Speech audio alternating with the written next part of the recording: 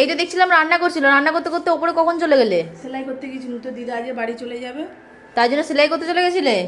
অত গরমে কি করে বসে সেলাই করলে? টিনের চালের প্রচুর গরম, আজকে প্রচুর রোদ বেরিয়েছে বন্ধুরা।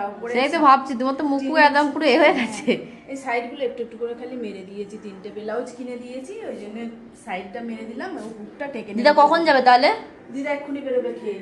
ও তাহলে দিদা তখন মনে হয় স্নান করতে গেছে। হ্যাঁ হ্যাঁ হ্যাঁ। আর কি রান্না করেছো? কি রান্না করেছি? হ্যাঁ রান্না তো এখানে দেখতে পাচ্ছি অনেক কিছু হয়েছে। হ্যাঁ অনেক কিছু হয়েছে।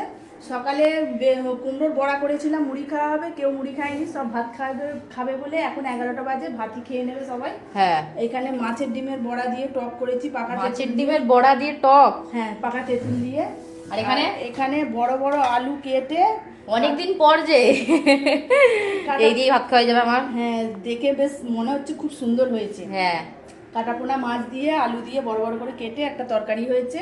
আর এখানে বড় বড় একটুখানি চিংড়ি মাছ সর্ষে আর পোস্ত দিয়ে কালো জিরে ফোড়ন দিয়ে বাবা আজকে তো এলাই ব্যাপার। হ্যাঁ আজকে। আর এই মাছের ডিম আবার ভেজে রেখে দিয়েছি একটুখানি, আর একটুখানি কুমড়ো ছিল আবার ভেজে নিয়েছি।